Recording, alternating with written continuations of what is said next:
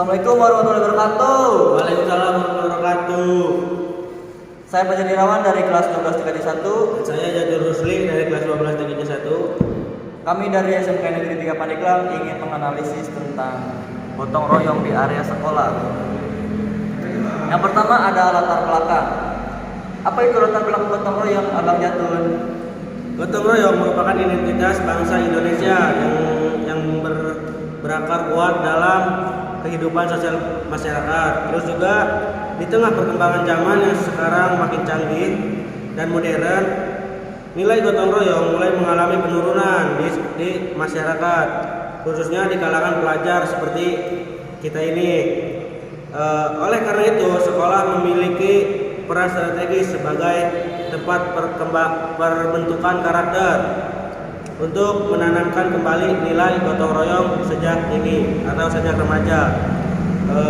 Sekolah juga hanya berfungsi sebagai lembaga pendidikan akademik, tetapi juga belajar hidup bersama, bekerja sama, dan bertanggung jawab terhadap lingkungan di sekitarnya. Oh, jadi gitu ya Bang Jatun. Jadi gotong royong itu seperti bekerja sama ya, seperti itu teman-teman. Dan yang kedua yaitu ada konsep gotong royong. Gotong royong adalah bentuk kerjasama kolektif yang dilakukan secara sukarela, didasari rasa kebersamaan dan kepedulian sosial, tanpa mengharapkan imbalan dan konteks pendidikan. Gotong royong mencerminkan kemampuan peserta didik untuk bekerja sama demi kepentingan bersama, bukan kepentingan pribadi. Gotong royong juga berjalan dengan nilai-nilai Pancasila, khususnya sila kedua dan ketiga, yaitu kemanusiaan yang adil dan beradab serta persatuan Indonesia. Seperti itu. Terus ada juga yang ketiga, yaitu implementasi gotong royong di sekolah. Dalam kegiatan akademik, kerja kelompok dan pembelajaran diskusi di kelas, kerja bakti lingkungan sekolah, kegiatan OSIS dan ekstrakurikuler.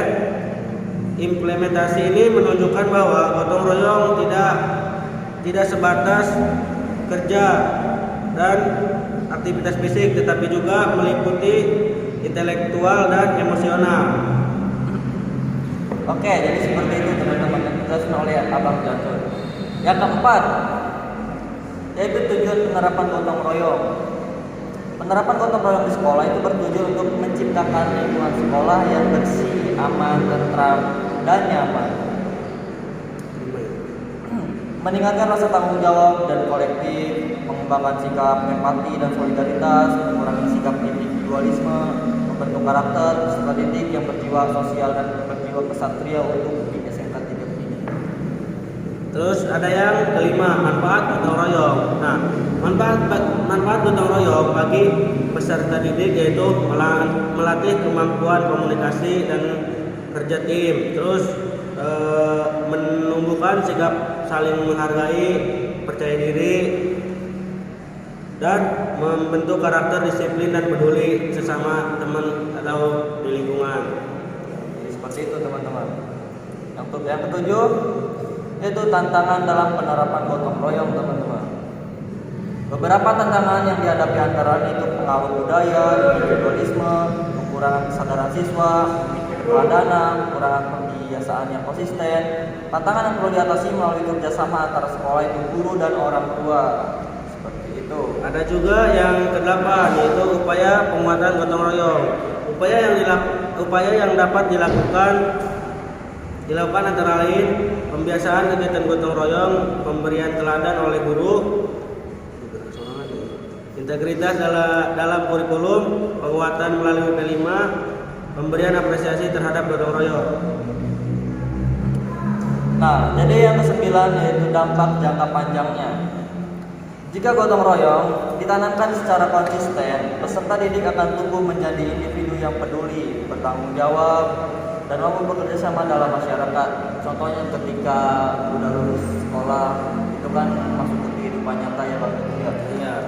Nah, itu pasti kita harus berbaur dengan masyarakat, mengikuti gotong royong seperti itu. Kalau tidak mengikuti, nantinya kita bisa dibabuk masyarakat. Ada juga yang ke-10 yaitu kesimpulannya. Kesimpulan, gotong royong merupakan nilai fundamental yang harus dilestarikan di lingkungan sekolah maupun di lingkungan masyarakat.